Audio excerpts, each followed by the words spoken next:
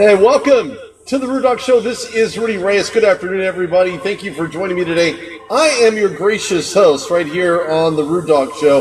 Thanks for tuning in. This is going to be a fantastic Tuesday. Everybody probably had seen yesterday's debacle that was the Miami Dolphins and the Carolina Panthers. We're not going to go into that quite yet, but we're certainly going to do our best to get there. We have a lot of stuff to go through, so we're going to get right into it here. And welcome to the Rude Dog Show. I've taken over this wonderful Facebook fan page of barnburner.ca, and of course you're missing out on some of today's best talent for writers, shows, and much more. So look, by the way, if you like the barnburner.ca website, you should really go check out not only the contents on the website, but you should really go check out iQuestmedia.ca. It can answer all your website needs. It's a one-stop shop situation. Go to iQuestmedia.ca today for all your needs. Make sure you go check that out. Look, now we got that all out of the way.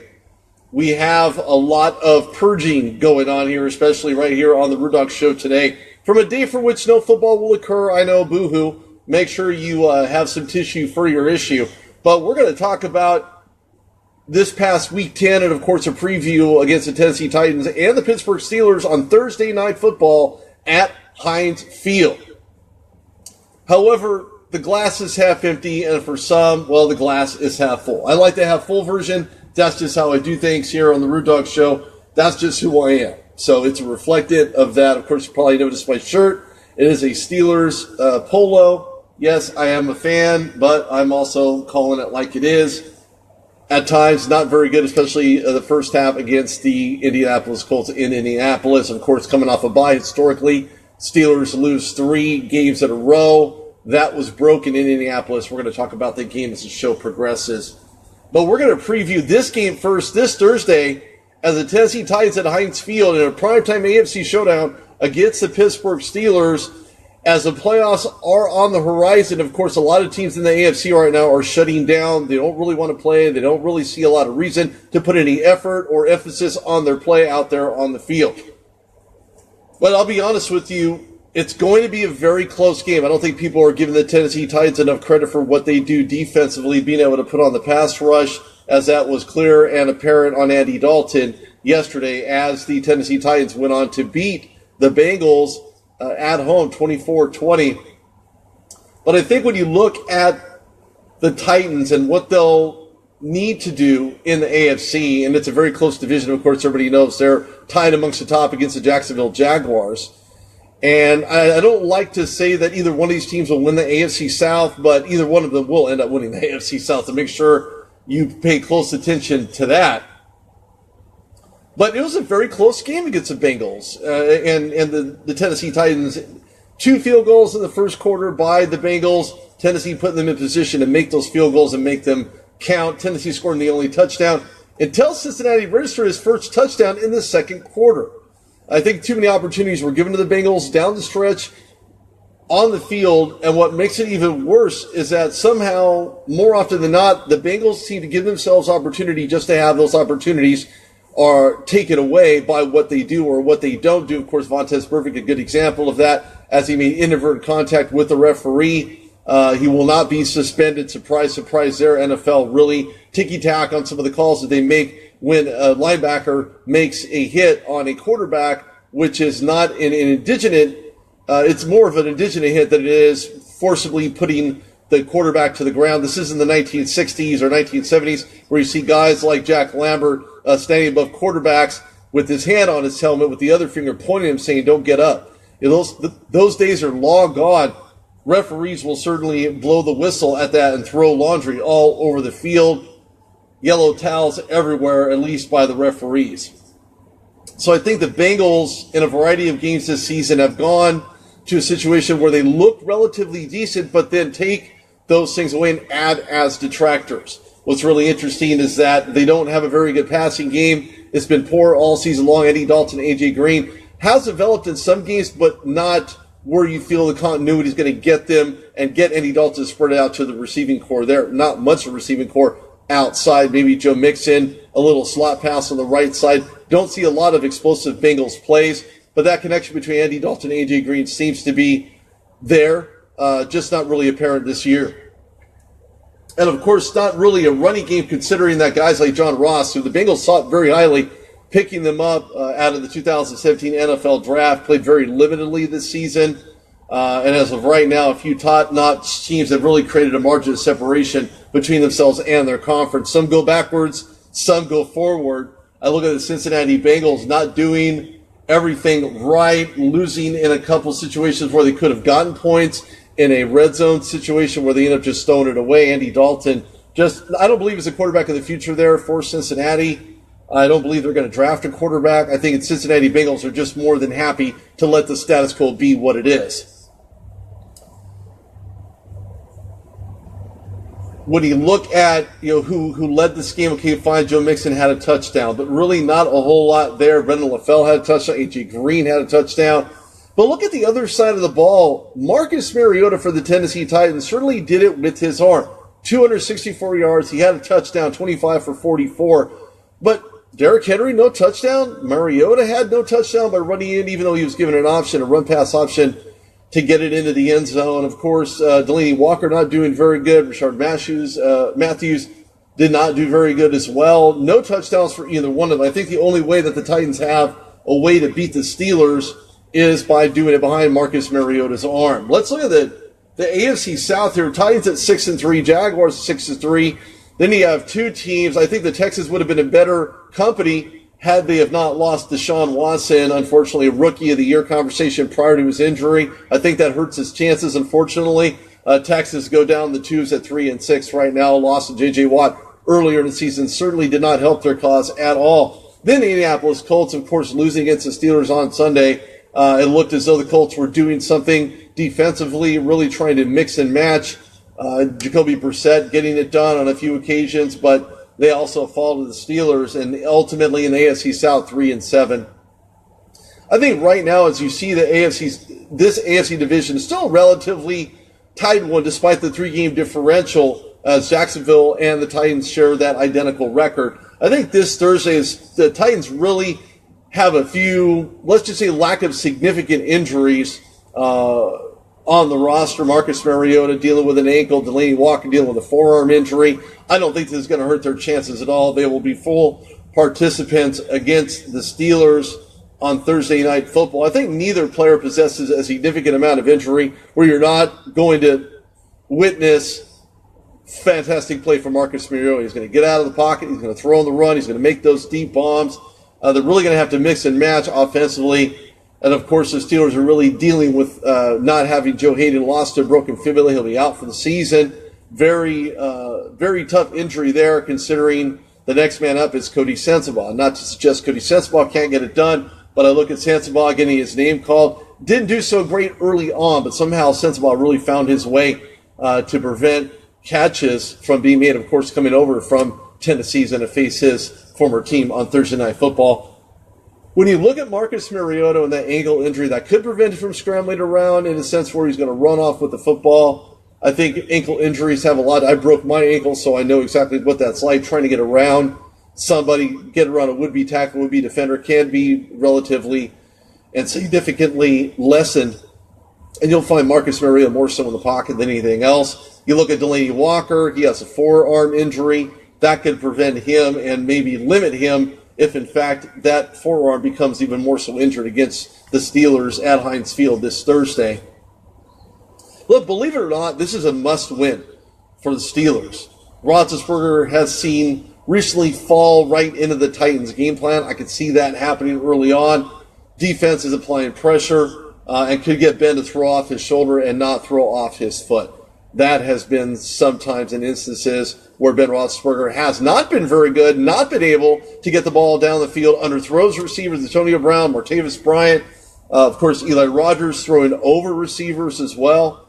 I think something needs to change for the Steelers in the long term as far as from the quarterback position. Most people don't want to talk about it, but it's the ugly truth. Ben Roethlisberger is getting up there in age. In order for him to be effective, he's going to have to turn into a pocket passer. That offensive line is going to have to be beefed up in order to keep Ben afloat for that much longer. You could have the same argument in regards to New England and Tom Brady. Tom Brady getting the type of coverage that he needs, sliced and diced up. It was not even close. That contest was very, very ugly. When you've seen the Patriots and what they did to the Denver Broncos, 41-16. We're going to talk about that as well as part of the updates here, right on the Rude Dog Show. Go to iCoicemedia.ca for all of your website needs. Go check out barnburner.ca as well. Great content, great stuff, great writers, sports talk. And if you want a website that looks just like that, go to iCoicemedia.ca. They can certainly do that for you. But the Steelers are going to have an uphill battle, and here's why. Joe Hayden, as I had mentioned before, broken fibula, out for the season, obviously opting for the surgery to repair that broken fibula. And despite looking very good coming over to the Steelers, being cut, I think it was a Christmas present that was given to the Steelers relatively early. Yes, we are about halfway through the month of November. And I look at the Steelers, I think to myself, well, as long as Cody Sensabaugh continues to play and ups his game and being able to really defend well without causing any types of pass interference penalties, should prove to be the next man up in this situation where otherwise he hadn't seen any play whatsoever after acquiring Joe Hayden for the Browns. But I'm really concerned about Mike Mitchell and that ankle injury. Yes, you're probably scratching your head saying, yes, Mike Mitchell's been injured again and again and again and again. If it's not one, it's something else. He got rolled up on. It's a contact injury, not something that he did whatsoever. But when you look at the amount of injuries that he sustained over his time while with the Steelers coming over from Carolina, I really look at Mike Mitchell. I think this is a significant one. He did not practice on Monday. Of course, Joe Hayden will not practice probably for the rest of the year. So tough loss. Tough break for the Steelers. I think Artie Burns is going to really have to step that up, make that coverage known, and really control his emotions, because a few times between the Indianapolis Colts, he got into some type of physical confrontation with them. You really have to keep yourself in check, keep your emotions in check, keep yourself in check overall, and I believe that Artie Burns will certainly find his way and become even better as a corner. And I like his game plan. I like his game play. I like what he brings to the Steelers team. And right now, when you look at the play of Artie Burns, it's getting better, and he's getting better. Look at Cody Sensabaugh to be I don't know about the shutdown corner, but I can tell you this much: the Steelers need for him to be that guy, to be that shutdown corner. Now, when you look at the Steelers overall, and you look at the amount of defense, the reinsertion of Stephon Tuitt, certainly making his presence known, back in the line rotation for him, I think that total defense ranking number 2 overall in the NFL speaks a lot, speaks highly, especially when you look at a guy like TJ Watt. I think he's been the spark plug for this team.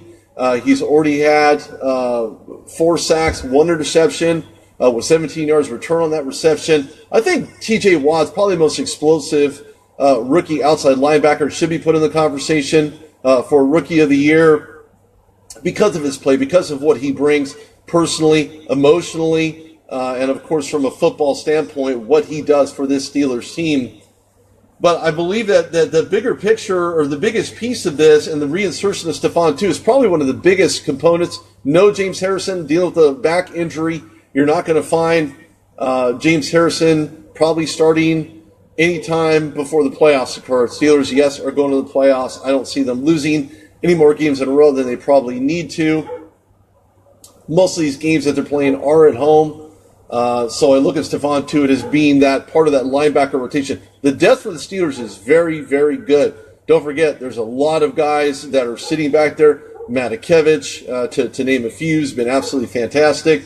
Punt block, return the end zone, 4 touchdown, doing all the intangible things. Of course, you listen to Mike Tomlin a lot. He talks about splash plays, things of that nature. I think you're really going to find that from Stephon Tuitt even further, and any other guy. And I think because of how deep this Steelers defensive core is, you're going to find them being able to stop the pass and stop the run and do a much better job, of course, on display against the Indianapolis Colts, where they just laid the smackdown in the second half with back-to-back sacks and just really knowing what it's going to take in the third quarter, fourth quarter. I don't like getting behind early. Of course, Steelers did just that against Jacoby Brissett under center-led Indianapolis Colts. But what's really interesting is that the defense has really kept the Steelers into certain games this season, seen against the Colts, and really not taking what the offense gives him other than maybe field position. I think the defense leading the AFC North right now, overall Steelers leading the AFC North at 7-2. Other teams are really not doing very well, and I think the degree of separation is already occurred in the AFC North. When you talk about the Ravens being 4-5, Bengals 3-6, and of course the winless Cleveland Browns. Who's seen that coming? Well, I think everybody did. I really do. Ben Roethlisberger decided to show up in the second half, 19 for 31, 236 yards, 2 touchdowns. Le'Veon Bell not scoring, James Conner not scoring one. However, you looked at Juju Smith-Schuster scoring a touchdown, Antonio Brown not scoring a touchdown. I'm sure that has a lot to do with the overall game plan. He did, however, get down to the deep in the red zone to get Steelers very solid field position. And look, I'm going to give the Indianapolis Colts a bunch of credit, a bunch of props, because Jacoby Brissett has done so much in this insertion role for the Indianapolis Colts. Not familiar with the offense, not familiar with what they have going on there, but finding his way through. This Andrew Luck situation, not very good. I look for Andrew Luck to possibly be on the trading block next year. Why? Because the Indianapolis Colts, I think, have also stymied his growth, stymied his ability to mentally get back into what he knows as a winning personality, a winning way. Look, Indianapolis Colts are no joke. They're 3-7, but that doesn't mean that Indianapolis Colts have shut down. You look at other teams in the NFL have shut down for the season, including the now 1-8 New York Football Giants. Yes, that one was for you, Rory. You know exactly what I'm talking about there. But look, bottom line is this, is that Frank Gore, no touchdown. Jacoby Brissett, as much as he wanted to scramble, tried to get into the end zone, of course, failed in all different accounts. But look, in the passing game, Jacoby Brissett certainly had 2 touchdowns, 222 yards, 24 attempts at 14 completions. So not a bad day, but not a great day, considering that the defense all of a sudden went the opposite direction in the second half of the game. Thank you for tuning in. This is Rudy Reyes on the Rude Dog Show. I'm here for about another 10 minutes. I'm taking over the barnburner.ca Facebook page. Go check out iQuestmedia.ca for all your website needs. Make sure you check it out. They have great stuff. I can certainly put your website on the map. So let's go through quickly the random scores throughout Week 10. Of course, we looked at the Detroit Lions. Matthew Stafford leading the way with 3 touchdowns. Basically torched the Browns in every way, shape, and form. They scored 14 unanswered points in the fourth. The Browns looked like they were making a comeback in the third. Of course, failed to do that, but probably one of the higher scoring games for the Browns, and certainly put the Lions to the test. Abdullah had a touchdown. Golden Tate had a touchdown. 38-24 was your final Sunday from Week 10 in the NFL. Jacksonville Jaguars, LA Chargers. This is a very interesting game because you look at now in a concussion protocol, Phillip Rivers, who basically got laid out by Jacksonville Jaguar defenders, did not look very, very good. I mean, it wasn't 17-20. It was a relatively close contest. He did have 2 touchdowns, 236 yards. Blake Bortles 1 touchdown, 273 yards. But he got people like Grant involved in the process. Everybody certainly had a piece of the pie. Unfortunately for the Chargers, their 2-game win streak was snapped, and the Jacksonville Jaguars took care of business 22-17.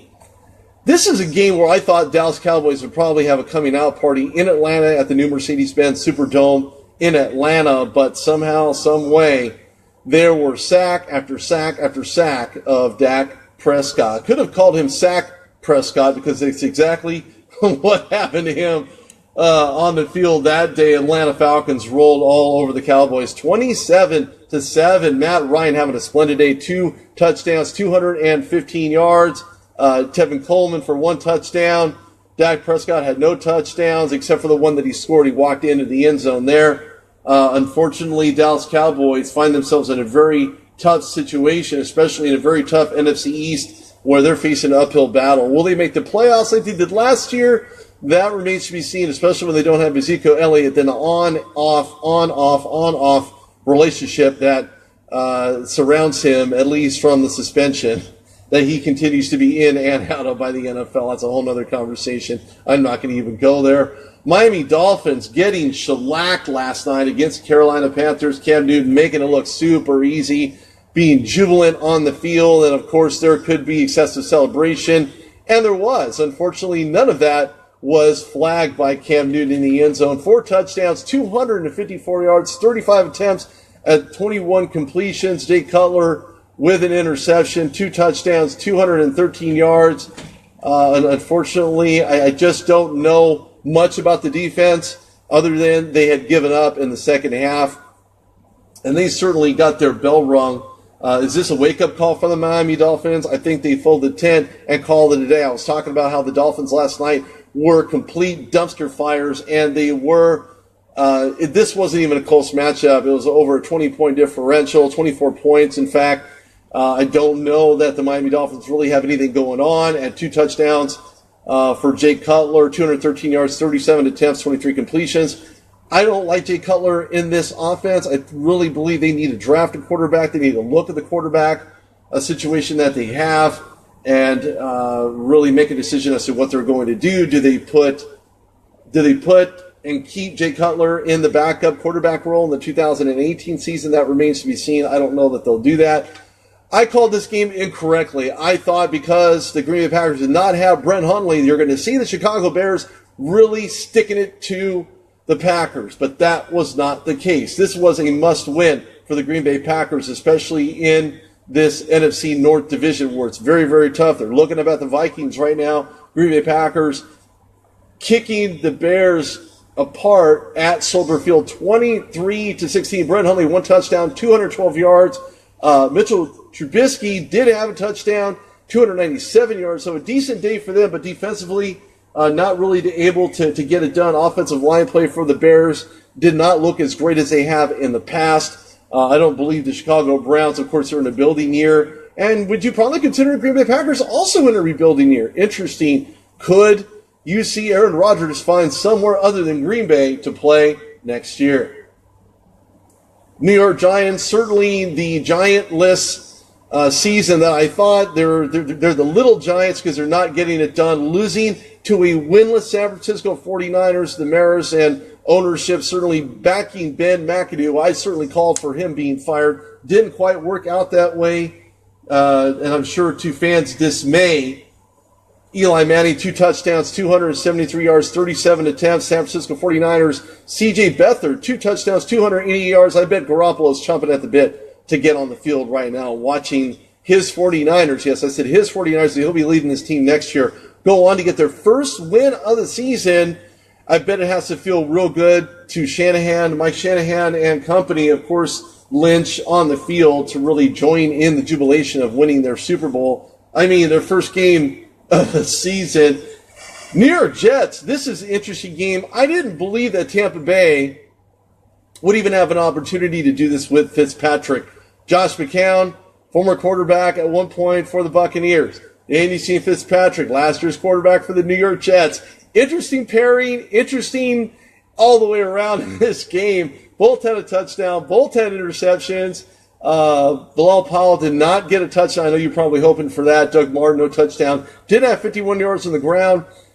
I don't know what to say about the Jets. They're really a touch-and-go team. Tampa Bay needed to get this win in the NFC South. 15-10 was your final there. And, of course, last night's game. Look, I understand. It's something I wanted to touch on. I was talking about last night about how Al Michaels really trying to give Tom Brady that Lombardi trophy and a little bit too early. Yes, fine. So we all know what Tom Brady can do on the field, and that's great. But as a media person, you need to be a lot more impartial than that. I don't know that Al Michaels can do that. I'm sure that he's been doing this for a very long time. Great call of the game. Other than that, that's my critique, and that's how I feel about it. New England Patriots, 41-16. New England certainly taking care of business. Tom Brady looking good as he does. 266, 3 touchdowns. Denver Broncos, there's something wrong with that running game. Something wrong with the quarterback under center. I don't know that Brock Osweiler is that guy in Denver. And Paxton Lynch, where is he? Drafted relatively high out of South Dakota. Haven't seen him whatsoever. Don't know if he's going to even start this year. I doubt it. But what is John Elway waiting for? Is he waiting for these guys to be traded? Is he going to do anything in the quarterback position? He should, but he has to get rid of the problems that he has now. Could sentimentality have a lot to do with why Osweiler is back? Maybe. He didn't look great either. He only had a touchdown with 221 yards. And, of course, despite the loss of being torched on both sides of the ball, John Elway has committed to staying with Brock Osweiler. So very interesting. Of course, talking about the New Orleans Saints, what a game. This was not something that anybody expected. Of course, the last two times New Orleans Saints went into Buffalo, they lost. Well, this was not the case, as you've seen the defense and the offense doing it all good, especially in special teams. 47-10 over the Buffalo Bills. Drew Brees, 18 for 25, 184 yards. He did not have a walking touchdown, but he threw to basically everybody. But what was even more interesting, that Mark Ingram had 3 touchdowns. Kamara had 1 touchdown. And what's really interesting about this game is that Buffalo just did not have an answer for them as the New Orleans Saints go on to not only beat them 47-10, but scored 20 points in the third quarter. You have to ask yourself, if you're Buffalo, where do we stand on the pass defense? Where do we stand in the rush? They really tried to formulate something as they loaded, I think it was 7, 8, 9, I think it was like 11 or 12 players. They got burnt there as well, as Mark Ingram just torched them off the line. Seattle Seahawks going on to win this game, of course, probably one of the most, I don't want to say anticipated, but this is certainly something, and a game that the Arizona Cardinals really needed to win. Of course, Drew Stanton threw 4 touchdowns. This was Thursday Night Football matchup against the Seahawks. Russell Wilson, 2 touchdowns, 238 yards, 32 attempts. And I think overall, when you really look at this Seahawks team, they're on a roll, but I really question the offensive line play. They really need to beef that up. I don't know that they can make it deep into the playoffs. And, of course, Arizona Cardinals will not make the playoffs. I'm calling it right here on the Rude Dog Show. And, again, looking at the Houston Texans, not having Deshaun Watson, not having J.J. Watt on the other side of the ball. Too many Watts, too many acronyms, and I hate it. But you look at what they don't have. Tom Savage, 221 yards, 1 touchdown. But the Los Angeles Rams certainly found a way to get it done. 3 touchdowns for Jared Goff, 355 yards, 37 attempts. Right now, when you look at the Rams, when you look at what they're doing so many things right. So many things well. Robert Woods, 2 touchdowns coming over from SC. Not obviously going very far to play for the Los Angeles Rams. Rams are just running it up right now on a lot of teams in the NFL. Of course, Minnesota Vikings 38-30 over the Redskins, now 4-5. I didn't expect for this to be a Redskins blowout by any means. I don't care where they're playing, whether it's Landover, Maryland, or whether it was Minnesota at US Bank Stadium. But the Minnesota Vikings certainly getting it done. Case Keenum, yes, it was emotional for Teddy Bridgewater to come back. Will he come back? Will he start next week? I don't think so. He's going to back up Case Keenum until Case Keenum makes it a case to be pulled in lieu of Bridgewater. 4 touchdowns, 304 yards, 29 attempts. I don't see Case Keenum doing anything other than continually winning, especially with the defense that the Minnesota Vikings have. This is Rudy Reyes of the Rude Dog Show. Go to iQuestmedia.ca. Make sure you go to TheRudeDogShow.com. Check out this podcast. We'll be posted on Barn Burner, and of course the video will be on TheRudeDogShow.com. Thanks for tuning in. This is Rudy Reyes on the Rude Dog Show. I will see you guys tomorrow. Thanks for tuning in, and have a great day.